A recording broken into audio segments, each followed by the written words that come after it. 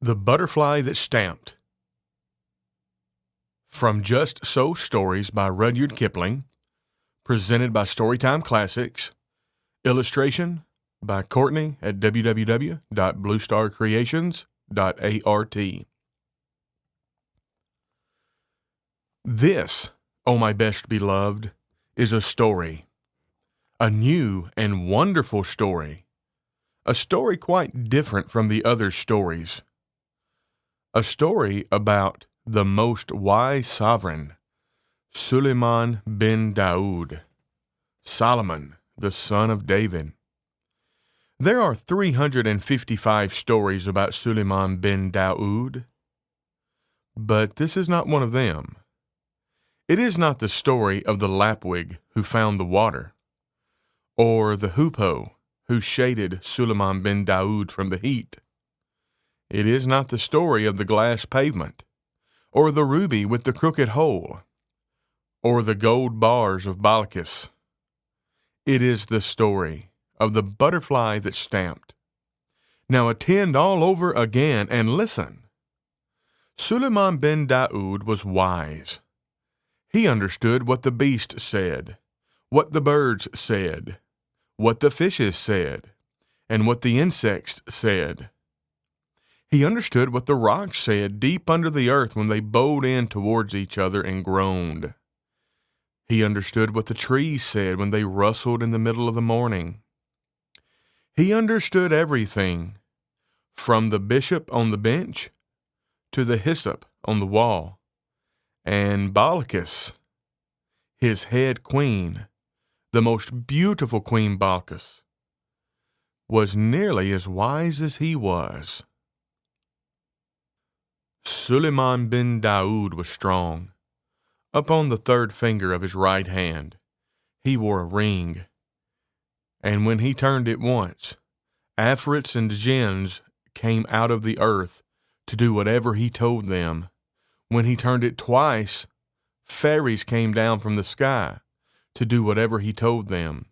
And when he turned it 3 times, the very great angel Azrael of the sword came dressed as a water carrier and told him the news of the 3 worlds, above, below, and here. And yet, Suleiman bin Daoud was not proud. He very seldom showed off, and when he did, he was sorry for it. Once he tried to feed all the animals in the world in one day, but when the food was ready, an animal came out of the deep sea and ate it up in 3 mouthfuls. Suleiman bin Daoud was very surprised and said, "O animal, who are you?" And the animal said, "O king, live forever. I am the smallest of 30,000 brothers, and our home is at the bottom of the sea. We heard that you were going to feed all the animals in all the world, and my brothers sent me to ask when dinner would be ready." Suleiman bin Daoud was more surprised than ever and said, "O animal, you have eaten all the dinner that I made ready for all the animals in the world." And the animal said, "O king, live forever. But do you really call that a dinner? Where I come from, we eat twice as much as that between meals." Then Suleiman bin Daoud fell flat on his face and said, "O animal, I gave that dinner to show what a great and rich king I was, and not because I really wanted to be kind to the animals. Now I am ashamed, and it serves me right." Suleiman bin Daoud was a really truly wise man, best beloved. After that, he never forgot that it was silly to show off, and now the real story part of my story begins. He married ever so many wives. He married 999 wives, besides the most beautiful Balkis, and they all lived in a great golden palace in the middle of a lovely garden with fountains. He didn't really want 999 wives, but in those days everybody married ever so many wives, and of course the king had to marry ever so many more just to show that he was the king. Some of the wives were nice, but some were simply horrid, and the horrid ones quarreled with the nice ones and made them horrid too. And they would all quarrel with Suleiman bin Daoud, and that was horrid for him. But Balkis, the most beautiful, never quarreled with Suleiman bin Daoud. She loved him too much. She sat in her room in the Golden Palace, or walked in the palace garden, and was truly sorry for him. Of course, if he had chosen to turn his ring on his finger and call up the jinn and afrits, they would have magicked all those 999 quarrelsome wives into white mules of the desert or gray hounds or pomegranate seeds. But Suleiman bin Daoud thought that it would be a showing off. So, when they quarreled too much, he only walked by himself in one part of the beautiful palace gardens and wished he had never been born. One day, when they had quarreled for 3 weeks, all 999 wives together, Suleiman bin Daoud went out for peace and quiet as usual. And among the orange trees he met Balkis, the most beautiful, very sorrowful because Suleiman bin Daoud was so worried. And she said to him, "O my lord and light of my eye, turn the ring upon your finger and show these queens of Egypt and Mesopotamia and Persia and China that you are the great and terrible king." But Suleiman bin Daoud shook his head and said, "O my lady and delight of my life, remember the animal that came out of the sea and made me ashamed before all the animals in all the world because I showed off? Now, if I showed off before these queens of Persia and Egypt and Abyssinia and China merely because they worry me, I might be made even more ashamed than I have been." And Balkis, the most beautiful, said, "O my lord and treasure of my soul, what will you do?" And Suleiman bin Daoud said, "O my lady and content of my heart, I shall continue to endure my fate at the hands of these 999 queens who vex me with their continual quarreling." So he went on between the lilies and the loquats and the roses and the cannas and the heavy-scented ginger plants that grew in the garden, till he came to the great camphor tree that was called the camphor tree of Suleiman bin Daoud. But Balkis hid among the tall irises and the spotted bamboos and the red lilies behind the camphor tree, so as to be near her own true love, Suleiman bin Daoud. Presently, 2 butterflies flew under the tree quarreling.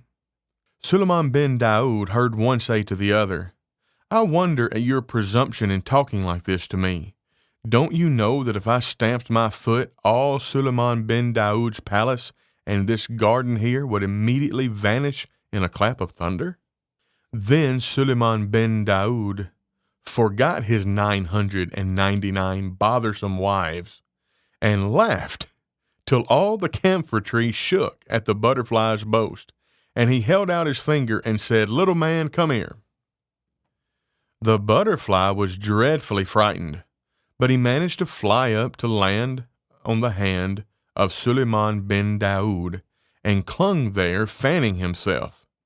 Suleiman bin Daoud bent his head and whispered very softly, "Little man, you know that all your stamping wouldn't bend one blade of grass.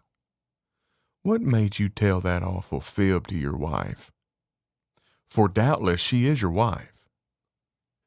The butterfly looked at Suleiman bin Daoud and saw the most wise king's eye twinkle like stars on a frosty night. And he picked up his courage with both wings, and he put his head on one side and said, "O king, live forever. She is my wife, and you know what wives are like." Suleiman bin Daoud smiled in his beard and said, "Yes, I know, little brother." "One must keep them in order somehow," said the butterfly, "and she has been quarreling with me all morning. I said that to quiet her. And Suleiman bin Daoud said, "May it quiet her. Go back to your wife, little brother, and let me hear what you have to say." Back flew the butterfly to his wife, who was all of a twitter behind the leaf. And she said, "He heard you. Suleiman bin Daoud himself heard you." "Heard me," said the butterfly. "Of course he did. I meant him to hear me." "And what did he say?" "Oh, what did he say?"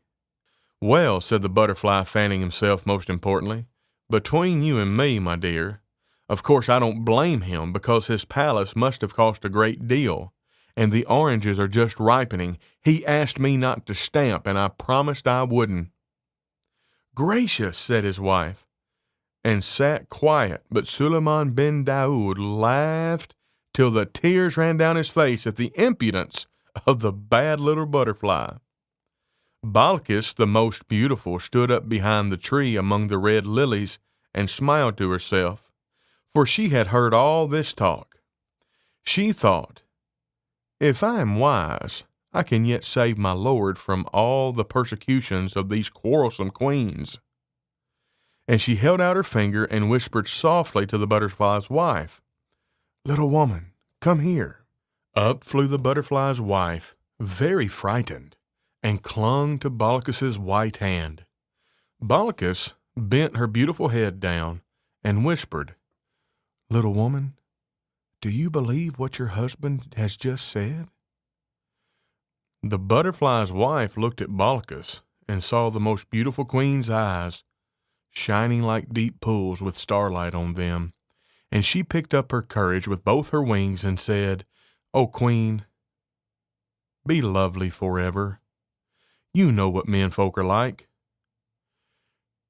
And the queen Balkis, the wise Balkis of Sheba, put her hand to her lips to hide a smile and said, "Little sister, I know." "They get angry," said the butterfly's wife, fanning herself quickly, "over nothing at all, but we must humor them, O queen. They never mean half they say.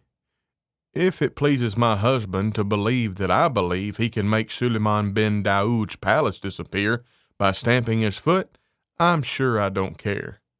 He'll forget about it tomorrow." "Little sister," said Balkis, "you are quite right. But next time he begins to boast, take him at his word, ask him to stamp, and see what will happen. We know what menfolk are like, don't we? He'll be very much ashamed." Away flew the butterfly's wife to her husband, and in 5 minutes they were quarreling worse than ever. "Remember," said the butterfly, "remember what I can do if I stamp my foot." "I don't believe you one little bit," said the butterfly's wife. "I should very much like to see it done. Suppose you stamp now." "I promised Suleiman bin Daoud that I wouldn't," said the butterfly, "and I don't want to break my promise." "It wouldn't matter if you did," said his wife. "You couldn't bend a blade of grass with your stamping. I dare you to do it." She said, "Stamp, stamp, stamp." Suleiman bin Daoud, sitting under the camphor tree, heard every word of this, and he laughed as he had never laughed in his life before. He forgot all about his queens. He forgot all about the animal that came out of the sea. He forgot all about showing off. He just laughed with joy. And Balkis, on the other side of the tree, smiled because her own true love was so joyful. Presently the butterfly, very hot and puffy, came whirling back under the shadow of the camphor tree and said to Suleiman, "She wants me to stamp. She wants to see what will happen. Oh, Suleiman bin Daoud, you know I can't do it, and now she'll never believe a word I say. She'll laugh at me to the end of my days." "No, little brother," said Suleiman bin Daoud, "she will never laugh at you again." And he turned the ring on his finger, just for the little butterfly's sake, not for the sake of showing off. And lo and behold, 4 huge gins came out of the earth. Slaves, said Suleiman bin Daoud, when this gentleman on my finger, that was where the impudent butterfly was sitting, stamps his left front foot, you will make my palace and these gardens disappear in a clap of thunder. When he stamps again, you will bring them back carefully. Now, little brother, he said, go back to your wife and stamp all you've a mind to. And away flew the butterfly to his wife, who was crying, I dare you to do it, I dare you to do it. Stamp, stamp now, stamp.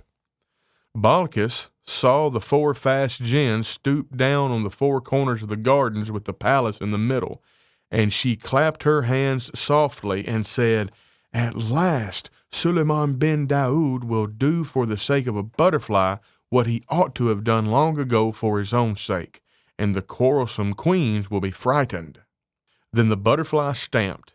The gins jerked the palace and the gardens 1,000 miles into the air, and there was a most awful thunderclap, and everything grew inky black. The butterfly's wife fluttered about in the dark, crying, oh, I'll be good. I'm so sorry I spoke. Only bring the gardens back, my dear darling husband, and I'll never contradict again. The butterfly was nearly as frightened as his wife, and Suleiman bin Daoud laughed so much that it was several minutes before he found breath enough to whisper to the butterfly, stamp again, little brother. Give me back my palace, most great magician. Yes, give him back his palace, said the butterfly's wife, still flying about in the dark like a moth. Give him back his palace, and don't let's have any more horrid magic.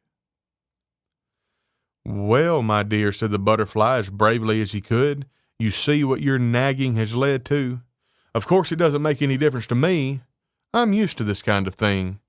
But as a favor to you and to Suleiman bin Daoud, I don't mind putting things right.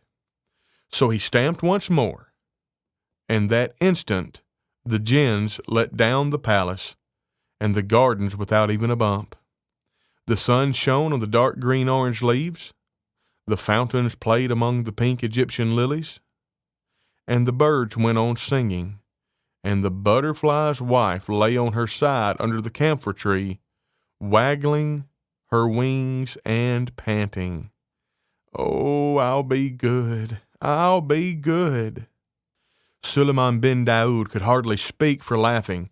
He leaned back all weak and hiccoughly and shook his finger at the butterfly and said, oh, great wizard, what is the sense of returning my palace if at the same time you slay me with mirth?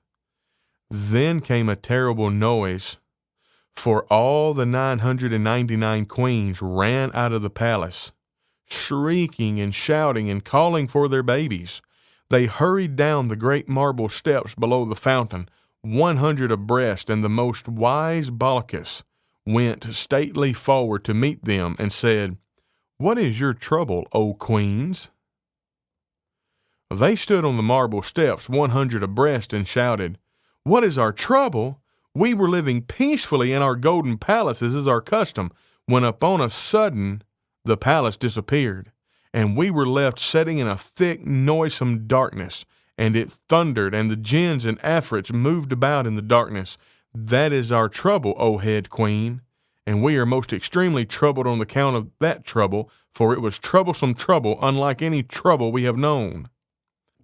Then Balkis, the most beautiful queen, Suleiman bin Daoud's very best beloved queen, that was of Sheba and Sable and the rivers of the gold of the south, from the desert of Zin to the towers of Zimbabwe, Balkis, almost as wise as the most wise Suleiman bin Daoud himself, said, it is nothing, O queens.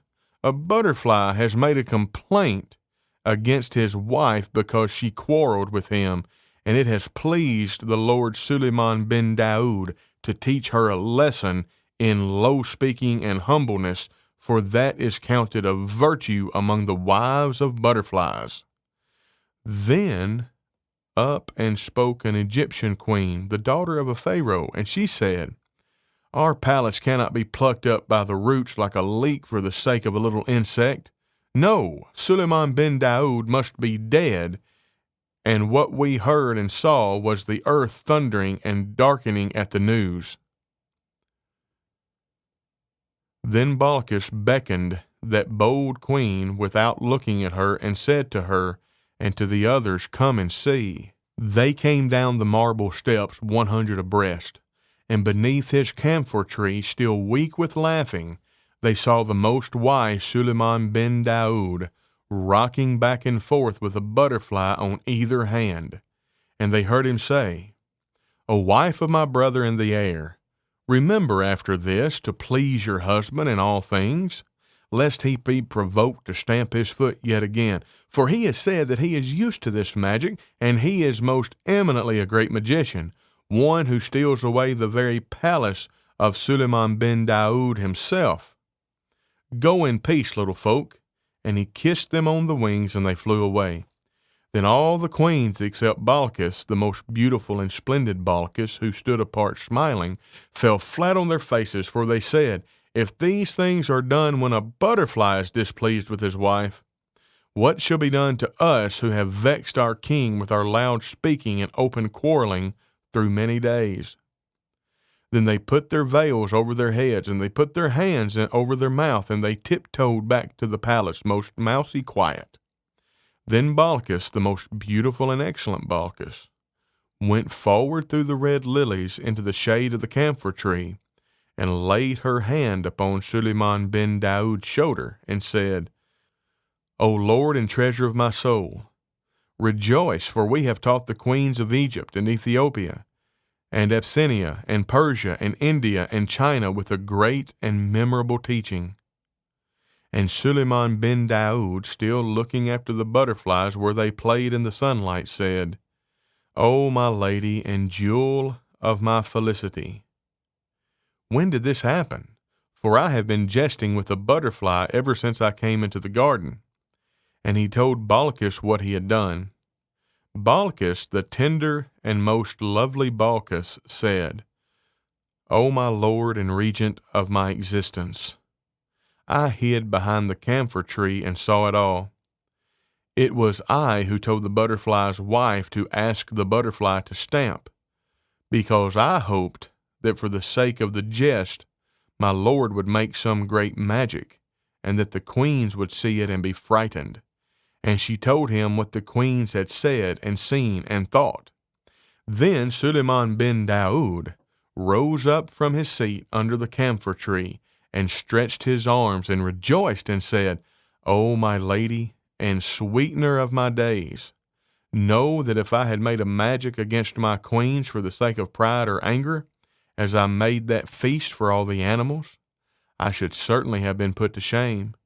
But by means of your wisdom, I made the magic for the sake of a jest, and for the sake of a little butterfly, and, behold, it has also delivered me from the vexations of my vexatious wives. Tell me, therefore, O my lady and my heart of my heart, how did you come to be so wise?" And Balkis, the queen, beautiful and tall, looked up to Suleiman bin Daoud's eyes, and put her head a little on his side, just like the butterfly, and said, "First, O my lord, because I loved you, and secondly, O my lord, because I know what women folk are." Then they went up to the palace and lived happily ever afterwards. But wasn't it clever of Balkis? The end. We surely hope you've enjoyed this presentation from Storytime Classics. We would ask that you would subscribe and hit the notification bell, and leave us comments in the comments section talking about your favorite stories, and maybe we'd be able to narrate them in the future. If you like the artwork and want to talk to Courtney about commissioning a piece of artwork for you, go to www.bluestarcreations.art.